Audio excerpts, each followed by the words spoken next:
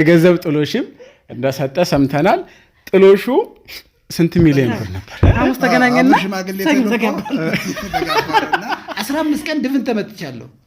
15 ዱላ ብቻ ማለት ነው እየመጡ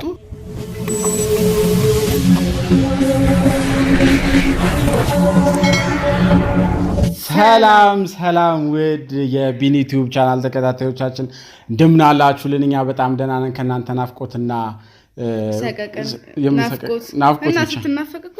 ትሳቀቂያለሽ። ከሱ ውጭ እኛ በጣም ደህና ነን። በጣም ከፍቶናል። ምክንያቱም ይህን ሁሉ ጊዜ ስንጠፋ ለምን ያላላችሁን ጥቂት ሰዎች አላችሁ። አይ አንቺ ሳታቂ በውስጥ መስመር እየደወሉ ቢኒ ለምን እያሉ በኢንቦክስ ላይ እና በተለያዩ ኮመንቶች ስለምንጠፋችሁ እያላችሁ ለፈለጋችሁን የእውነት እግዚአብሔር ከጠፋችሁበት ይፈልጋችሁ፣ የጠፋባችሁን ነገር ፈልጎ ያገኝላችሁ። አዎ እንደዛ። ዛሬ ግን ተመልሰን መጠናል። ይችን ቀን እንድናይ ለረዳን እግዚአብሔር ክብር ምስጋና ይድረሰው። እንደምታዩት ዛሬ እዚህ ጋር ታላቅ ዲኮሬሽን በእህታችን በመቅደስ ባለቀ ሰዓት የኬክ ማስደፋት ፕሮግራሙን ደግሞ በወንድማችን ተደርጎ ዛሬ አጠር መጠን ያለች ፕሮግራም አለችን። እግዚአብሔር ይመስገን። ይቺ ቀን ቅዱስ ናት። የጋብቻ እግዚአብሔር ከሁለትነት ወደ አንድነት ያመጣባት ልዩ ቀን ናት። ከቤተሰባችን ውስጥ ሁለት ሰዎች በትዳር ተጣምረዋል። ማን እንደሆኑ ከቤተሰባችን ሁለት ሰዎች በትዳር ተጣምረዋል ስትል ከቤተሰባችን ሰው ያገባ ነው ይመስላል። እንደዛ ይባላል። ኦልሞስት እንደዛው ባያቸው። አሁን እኛ ጋር የተጣመሩት ለነሱ አዲስ ነው፣ ዛሬ ነው የሚያውቁት። ስለዚህ ያው ዛሬ ለእናንተ አዲስ ሴሌብሬሽን ነው። በጋራ በመሆን እናከብራለን። እኛ ጋር ይህ የተለመደ ነገር ነው፣ ከዓመት እስከ ዓመት ይከበራል። ዛሬ ግን እናንተ በመካከላችን ስለተገኛችሁ ደግሞ በጣም ነው ደስ ያለን። እነዚህ ቀን ሰዎችን ማንና ማን ናቸው? እናታችንና አባታችን። እናትና አባቶቻችን ሙሽሪት እመት ላዋይሽ ቢተውና ሙሽራው የቤታችን አባወራ ወንዳለ ላቀው። አዎ ዛሬ ሁለቱ በእግዚአብሔር መልካም ፍቃድ በጋብቻ ተጣምረው 28ኛ ዓመታቸውን ያከበሩበትን የ28ኛ ዓመት ኦልሞስት ይከበራል፣ ይታሰባል። እግዚአብሔር ቢረዳን በተሻለ ነገር ደግሞ ለወደፊቱ የምናከብርበት ነገር ይኖራል።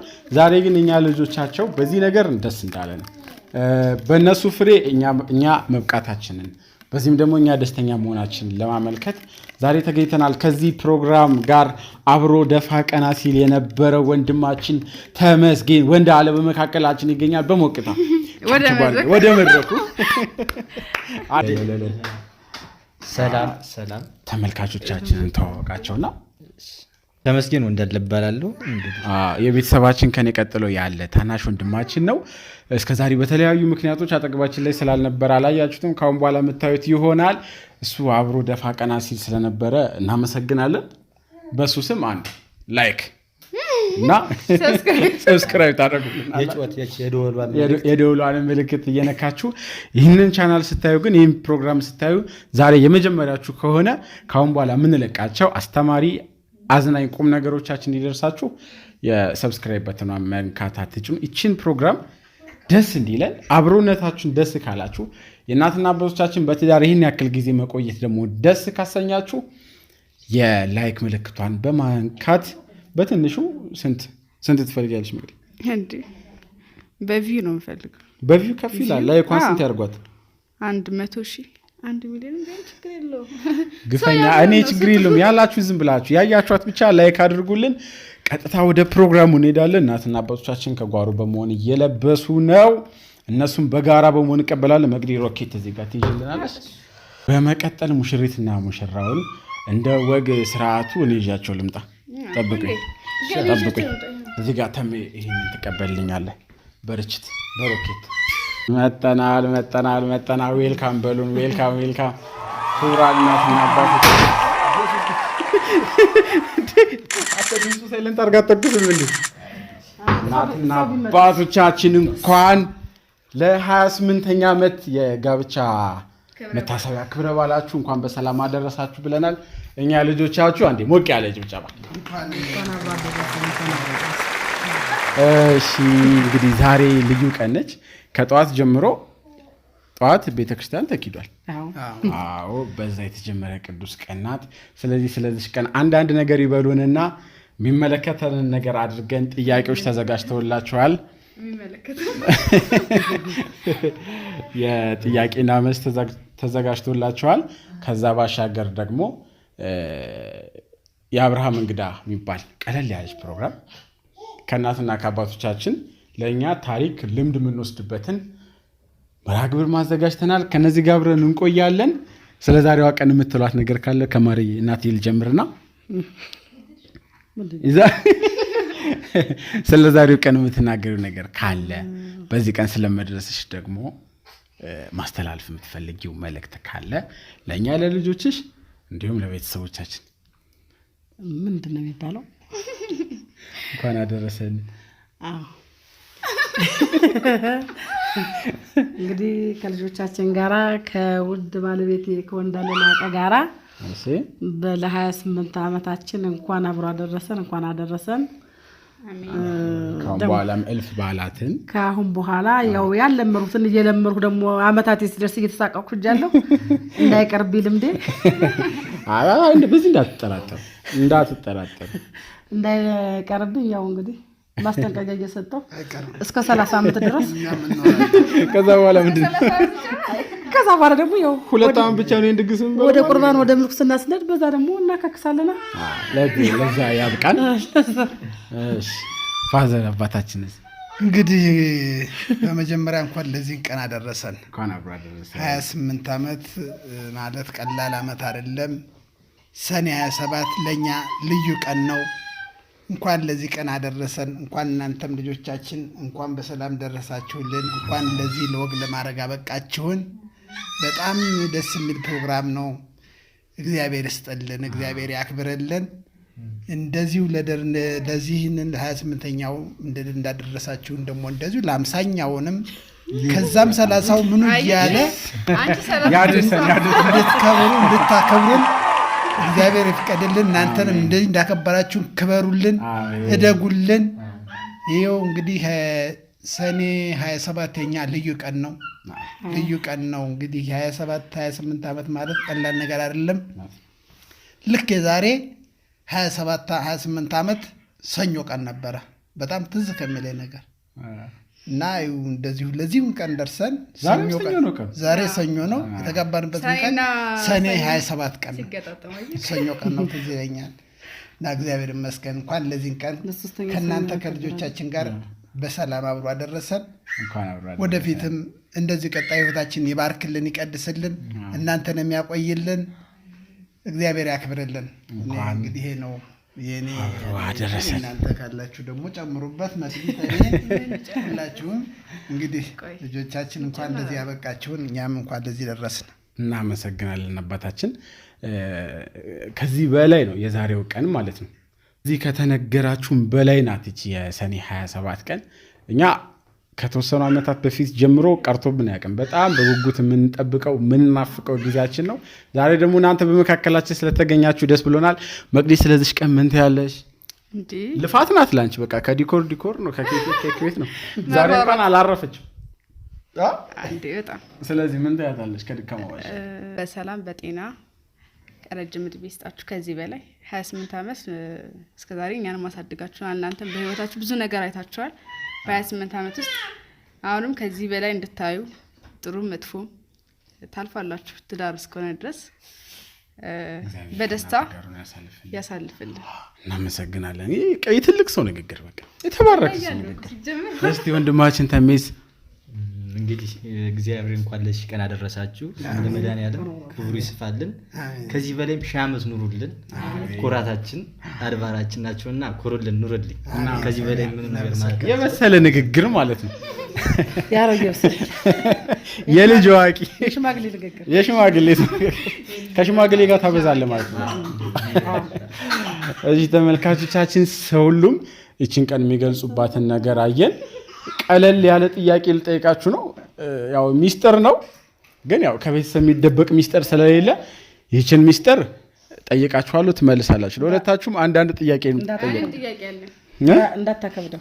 ቀለል ያለ ጥያቄ ነው።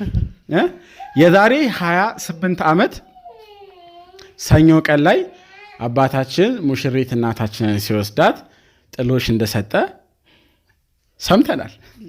ባንኖርም ያኔ እንግዲህ በደጉ ጊዜ ነው አባታችን ያለ ለገንዘብ ሰብሰብ አድርጎ የገንዘብ ጥሎሽም እንደሰጠ ሰምተናል። ጥሎሹ ስንት ሚሊዮን ብር ነበር? ከማን ነው? ከሷ ነው። የሰጠ ቢጠይቀ ይሻል እንዳታበዛው። ተቀባይ ቢናገር አይሻልም? የተቀበለ እንዳትቀንሰው ብዬ እኮ ነው።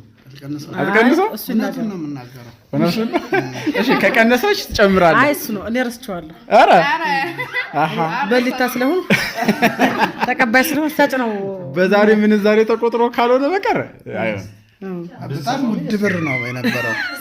ጥሪትን ውድ ነበር በጣም። የሌለኝን አጠራቅሜ አዋጥቼ ነው። አሁን ራሱ የለም እስቱ 80 ብር።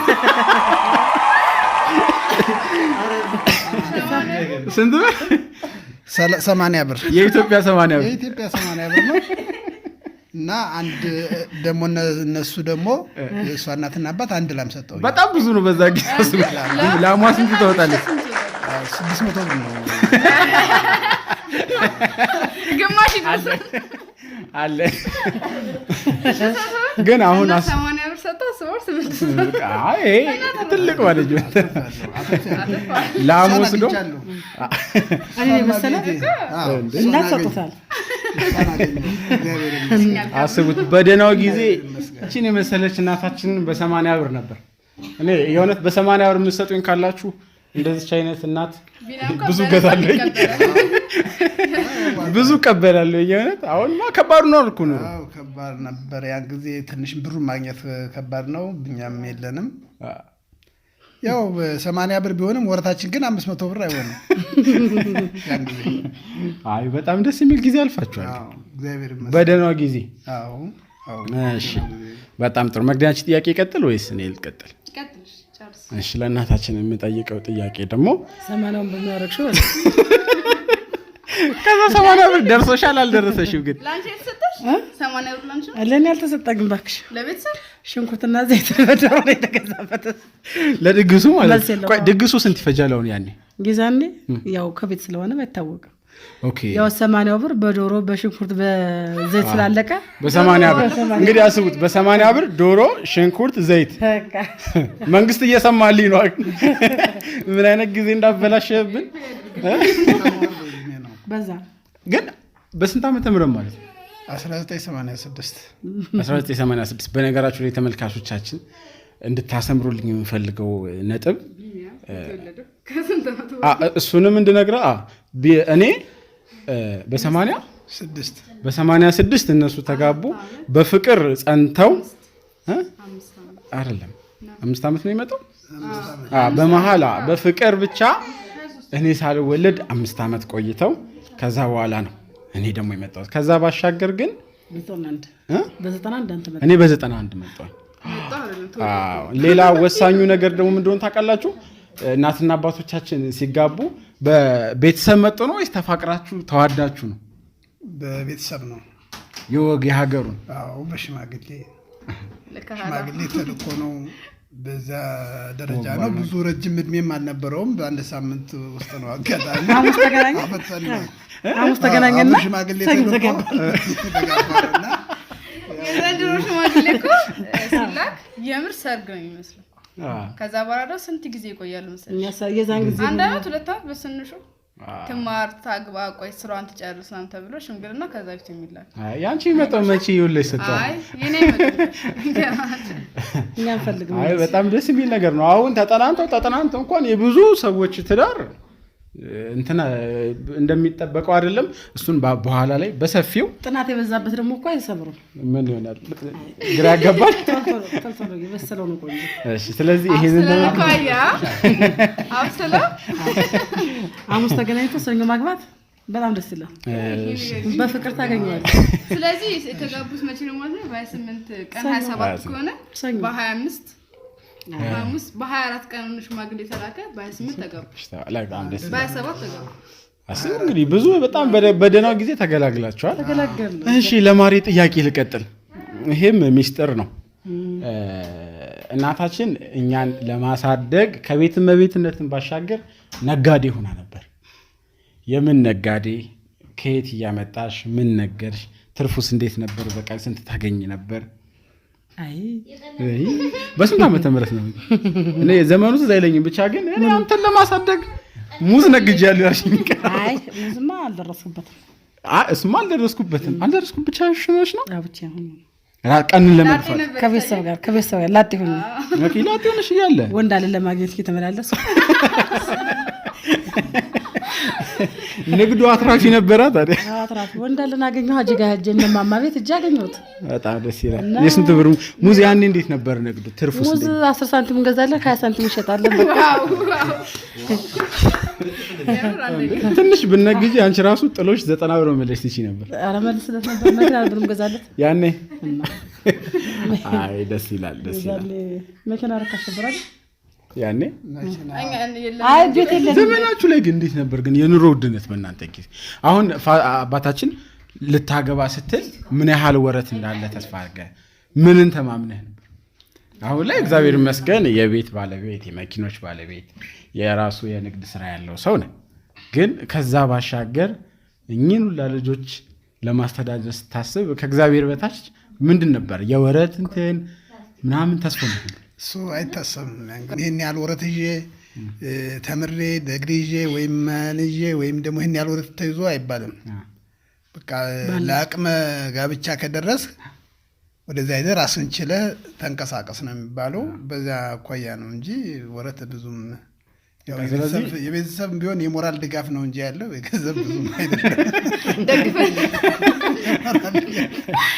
ስለዚህ ያኔ ከብሎም አልፎ ሚስት ለማግባት ስትታጭ በቃ ከዛ በኋላ ተጋግዘን እናመጣዋለን ገንዘቡን ተብሎ ነው። በድል ባት በድሉ ነው። ምናልባት እሷም ስትመጣም ገንዘቡ አብሮ ሊመጣ ይችላል። እድሏ ይረዳናል ተብሎ ያው ፈጣሪ ረድቶናል። እንግዲህ ያው እናታችን በጣም እድለኛ ነች። ቆንጆ ቆንጆ ወንድ ልጆች፣ ሴት ልጆች አሉ። ሀብትም ገንዘቡም መጣ። አዲስ አበባም ገባን።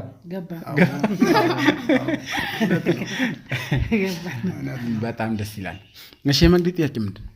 በ28 ዓመታት ውስጥ ሁለታችሁ የማስረሱት ገጠመኝ አሳዛኝም ሆነ አስደሳች ሆነ ማን ይመልስ?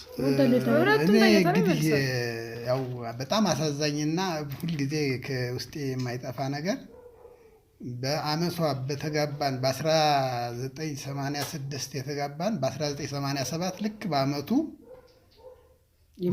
ነው። በአመቱ የመድኃኒዓለም ይወሰርጉ አመት ማለት በአመቱ በገባበት ስንለው የኢኮኖሚ መቃወስ ደረሰብና ስራ ይሄ ነው ቋሚ የተባለ ነገር የለም ስንል ያችኑ ስንበላት ያችኑ ስንሰራት አለቀችብንና ከዛ ምን ይሻላል? ልቁብ ነበረች ገባኋት 10 ብር የምትጣል ልቁብ ነበረች በየሳምንቱ በሳምንት 10 ብር እሷ ብትባል አልደርሳለች እና ልክ ስትደርሰኝ ወደ 300 ብር ምናምን ቀረች። 1700 ብር አካባቢ ናት ብሯ ማለት ነው። የ2 ዓመት ምናምን ልቁብ ነው። 10 ብር ነው የሚጣለው። 10 ብር ነው የሚጣለው። የማየሽ ቤት ቁብ ተብሎ ነው የሚባለው።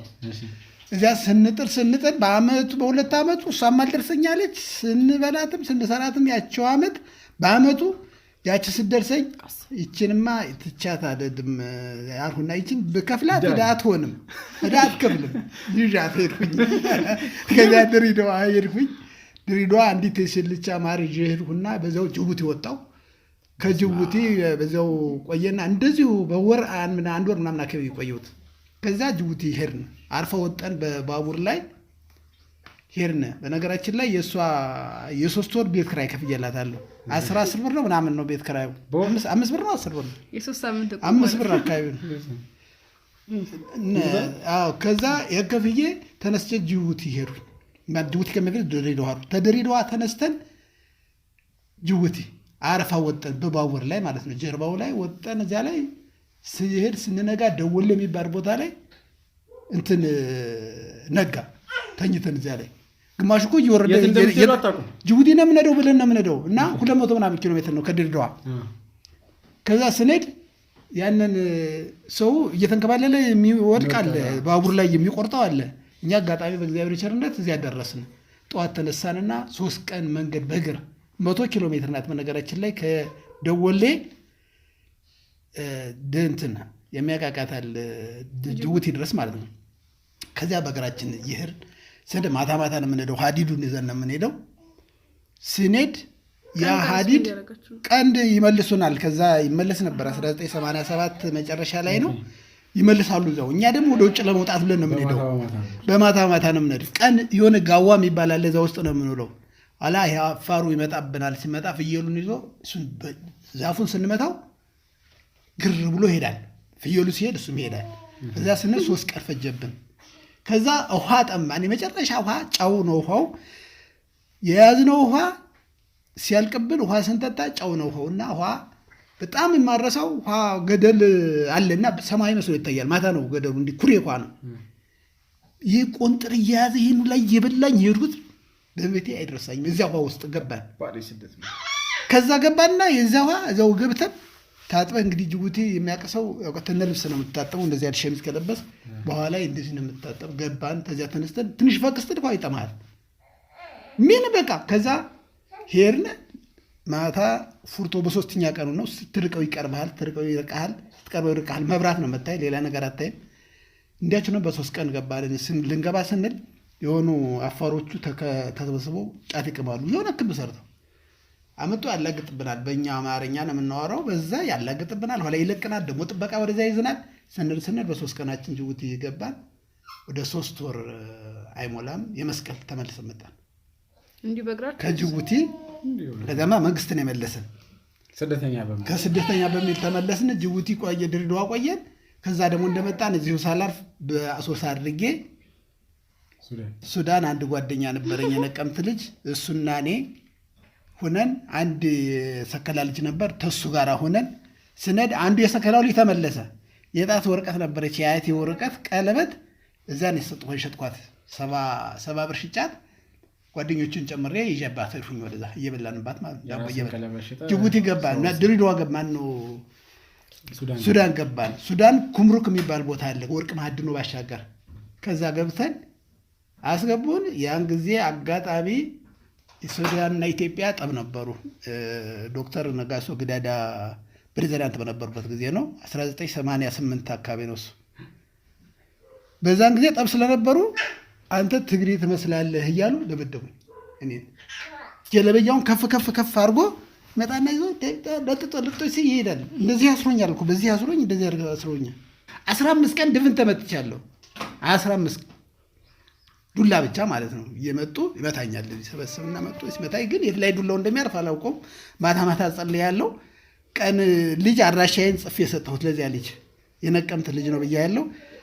አገሬ ፍኖተ ሰላም ነው የሚባለው፣ ጎጃም ፍኖተ ሰላም ነው የሚባል እንደዚህ አይደል። ቤተሰቤ ከሞቱ እንኳን አድራሻ ያስጣቸው ያውልስ ሲያውሩ በሚል ጽፌ ሰጥቼዋለሁ። ከዛ በኋላ በሞትም ብደንም ተስፋ ምንም እንትን የለኝም ተውሁት። ከዛ ብሩክ መልሶ ወደ ባዜን ወሰዱኝ። ከዛ በቃ ሰርቶ ይብላ ምንም ችግር የለበትም ብሎ ለቀቁኝ። ከዛ ቆየሁ። ከዛ ወደ ተነድባ የሚባል ደግሞ ሄድኩኝ። ተነድባ የሚባል የአበሻ ያለበት ካምፕ ነው። በዛ ሄድኩኝ። ስሰራ የቀን ስራ እየሰራን ገንዘብ በሽ ነው፣ ስራ በሽ ነው።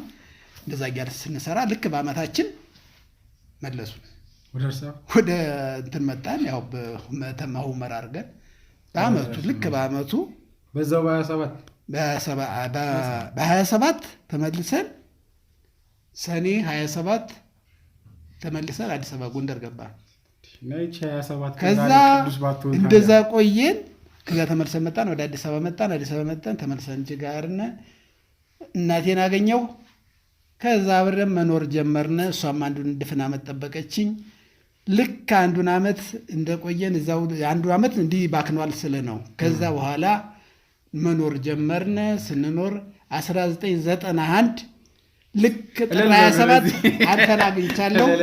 ከዛ ሌሎች ቀጠሉ፣ እነ ተኔ፣ እነ መቅዲ፣ እነ ራሄል፣ እነ ቅዱስ መጡልኝ። እግዚአብሔር የተመሰገነ ይሁን። ለዚህን ቀን በቅተናል። ሌላም 28 30 ዓመት እንድንኖር እግዚአብሔር ይፍቀድልን። ይሄ ነው ባጭሩ ታሪኩ፣ ይሄን ይመስላል። ስለዚህ እዚህ ጋር አያይዘን እናታችን ያቺ ጊዜ እንዴት ነበረች? ከባድ ነበረች? የ3 ወር የቤት ኪራይ ተከፍሎ የቆዩ 1 ዓመት ነው 7 ወር 9 ወር ያለ ቤት እንደው የቤት ኪራዩ እንኳን ቢታሰብ ከባድ ነበር። የቤት ኪራዩ እንኳን በጣም ከባድ ነው። እና ያነበ ጊዜ እንዴት ነበረ? ይዛኔ በቃ እኔ መሄዱን አላወኩም። ደግነቱ ሽሮም አስፈጭቶልኛል፣ የሚበላ ነገር ጠቅላላ አስፈጭቶልኛል። እኔ እኖራለሁ እንጂ ሄዳል ብዬ የማላሰብኩት ያው ከባድ ነው። ጠላ ሸጣለሁ እንግዲህ 1 ብርጭቆ 20 ሳንቲም ነው የምንሸጠው። ያችን ብላ ብላለቀች። በጣም ከባድ አሳዛኝ ህይወት ታሪክ ነው ያለው። ቤተሰብ ተመለስኩና ያው ደግሞ ንግድ ጀመርኩ። ወደ ቋረት የሚባል ብዙ ብቻ ይቻለሁ ብቻ ለመኖር ብዙ ተለፍቷል። ከዛው ደግሞ አጋጣሚ ደግሞ ያው እሱ አለ ብሎ በአንድ ቀን 100 ብር ላከልኝ። ጠዋት 50 ማታ 50 ደግሞ ላከልኝ። አይ ብሩ ሳይሆን እኔ አለ ወይ ብዬ ነው ደስ ያለኝ። አንደኛ ነገር በጣም እኔ እንግድነት በመጣሁበት ነው እንጂ ቤቴን ሁሉ ለቅቄ ምን ብዬ ሄጃለሁ ወደ ቤተሰብ። ችግር መጣ። ያው ጠላም ያው ይቀራል። የዛኔ በዘመድ በቤተሰብ ነው የሚሸጠው። ሰው ካለ ነው። አሁንም ቢሆን ያው እንደዛ ነው።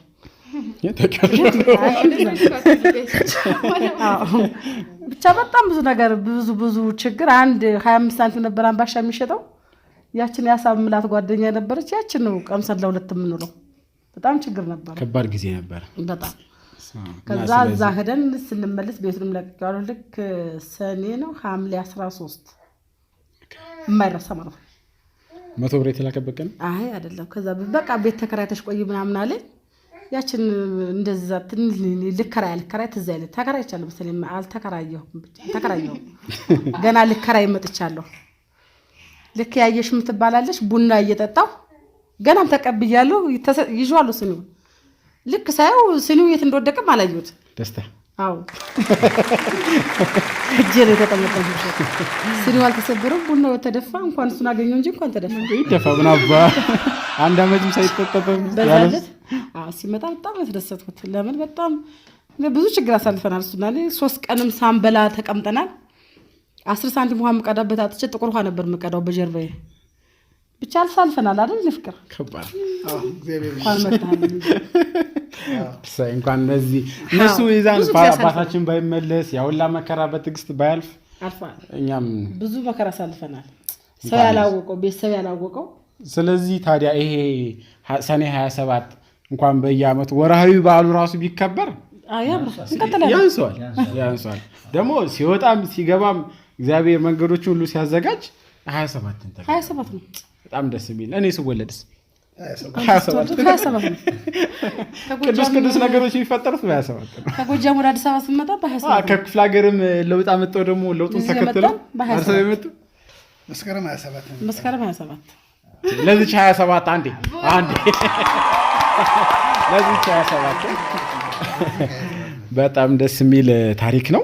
ስለዚህ አሁን ኬኩን ከመቁረሳችን በፊት አንዳንድ ጥያቄ እንጠይቃችሁና ደግሞ ልምድ የሚሆን ጥያቄ እሱን እንጠይቃችሁና ወደ ኬክ ቆረሳው ፕሮግራም እንዲሁም ደግሞ አንድ ታላቅ ሚስጥር አለ፣ እሱንም ፈጽመን እንሄዳለን። እሺ ጥያቄው ምንድን ነው? በዚህ 28 ዓመት ውስጥም ሆነ ለሌሎች ለባለትዳር ሰዎች በትዳር ውስጥ ደስተኛ ቤተሰብን መምራት የሚቻለው እንዴት ነው የሚለውን ነው። ለዚህ ከእናንተ የተሻለ አርአያ ማንም ሊኖር አይችልም። እኔ ምስክር ነኝ፣ ግን በእናንተ አንደበት ስለሚያምር በመጀመሪያ አባታችን ለትዳር መሰረታዊ ነገር ምንድን ነው ብለህ ታስባለህ? እንግዲህ ለትዳር መሰረታዊ ነገር ብዬ የማስበው በዋናነት መቻቻል የሚባል ነገር አለ። መግባባት የሚባል ማሳለፍ የሚባል ነገር ነው። ዋናው ትልቁ ነገር መሰረታዊ ነገር ይሄ ነው። የሆነ ያህል የምትጥለውና የምታነሳው ነገር አለ። ዝም ብሎ የሆነውንም ነገር ይዞ ምንም ሳይሆን በቃ የማሳለፍ ነገሮች፣ የመግባባት፣ የመቻቻል፣ የመመካከር ነገር አርያ የመሆን ለምሳሌ አንተ ፈጣሪ እንደ እናቴ ያለ ሚስት ስጠኝ ብለህ ፈጣሪ እንድትጠይቅ የሚሆን ምሳሌ መሆን ያስፈልጋል። እሷም ልጄ እሱም እንደዚሁ ልጄ እንደ እናቴ ያለ ሚስት እኔ ደግሞ እንደሷ ያለ ባል እንደሆን የምግባባት የምትስማማኝን ፈጣሪ ስጠኝ ብሎ ሚስትን የሚሰጥ ፈጣሪ ነው። ባልን የሚሰጥ ፈጣሪ ነው። ጸሎት ያስፈልጋል። ጥሩ ሚስት እንድታገኙ ጥሩ ባል መሆን አለብህ። አንተ ጥሩ ባል ሳትሆን ጥሩ ሚስት ማግኘት አይቻልም እና ይህን ነገር ማጤን ያስፈልጋል ለማለት ፈልጌ ነው። መሰረታዊ ነገሩ ይሄ ነው። ግጭቶች ሊኖሩ ይችላሉ፣ ግን በዚህ መካከል ላይ መታለፍ፣ መቻቻል መቻቻሉ እና ይህንን አንተም ጥሩ እንድትሆን እሷም ጥሩ እንድትሆን ላለች እና ስለዚህ መግባባቶችን ያስፈልጋል። ያው እንዲህ እንጂ ሰው ዝም ብሎ አይደለም። ዝም ብለህ በሆነ ባልሆነው አብረህ እንትን የምትል ከሆነ እዚህ መድረስም አይቻልም። አይደለም እዚህ እንደዚህ ቆመህ በዚህ በተቀደሰ ቦታ ላይ እንደዚህ ሆነ ለመገኘት የምትገኝበት ወይ የምትገኝበት ሌላ ቦታ ሊሆን ይችላል እና እግዚአብሔር ሲፈቅድ እንደዚህ ለዚህ ቀን ያበቃልና እንደዚህ ቀን እንድትበቁም ጸሎት ማድረግ ያስፈልጋል። ከመድኃኔዓለም ጋር መሆን ያስፈልጋል። እኛ መድኃኔዓለም እንግዲህ እንደምታዩት እሱ ረድቶናል፣ እኛም ደግሞ እናከብረዋለን። እንደዚያ እንዲሆን ጸሎት ማድረግ ያስፈልጋል። ይሄ ነው እንግዲህ የትዳር ዋናው መሰረቱ መቻቻል ነው ከሚል አንፃር ነው። እናመሰግናለን። እናታችን ለ28 ዓመት መቆየት መሰረታዊ ነገሩ ምንድን ነው ብለሽ ታስቢያለሽ? መቻቻል ነው።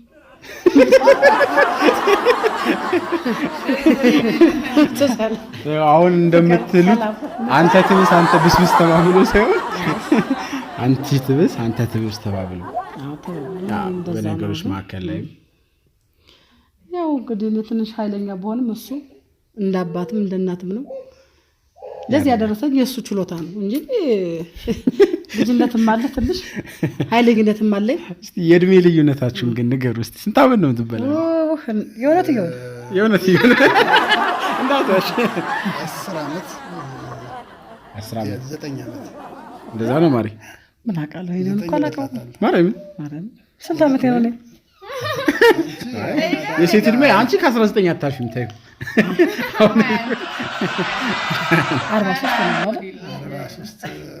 43 ቢጠጋጋ ከ10 ዓመት አይበልጥም። 43 44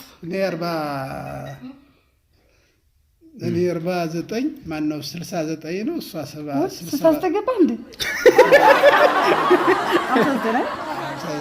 እሷ ደግሞ 68። ስለዚህ 9 ዓመት የእሷ 68 ማለት ዓመተ ምህረት ስለዚህ 9 ዓመት ነው። 9 ዓመት በጣም ደስ የሚል ጥምረት ነው። በጣም ያምራል። የእውነት በጣም ነው ደስ የሚለው። ስለዚህ አሁን ይለኮስልን። ብዙ ሰው እየራበው ነው ኬኩን በማየት እንዴ ምን ቤት ነሽ አንቺ? ኦኬ ስለዚህ እነሱ ይቅረሱ። እሺ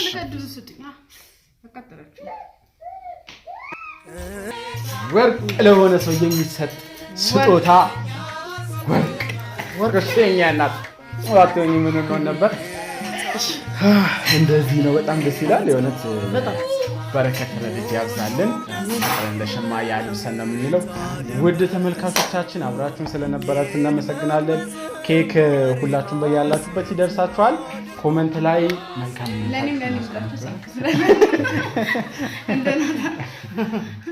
ላይ መልካም ምኞታችሁን ግለጹልን። ለሀገራችን ለኢትዮጵያ ጸሎት ሁሌም ያስፈልጋታልና በጸሎት አስቧት። ከዛ በተረፈ ከዓመት ዓመት ያድርሰን። ካሁን በኋላ የቢን ዩቲዩብ ቻናል ፕሮግራሞች በተከታታይ እንዲደርሳችሁ ሰብስክራይብ ማድረጋችሁን አትርሱ። እስካሁን ድረስ እያያችሁ ከሆነ እባካችሁን ግቡና ሰብስክራይብ በተለይ ሰብስክራይብ ምንም አይቀነስባችሁም። እናመሰግናለን። ሰላም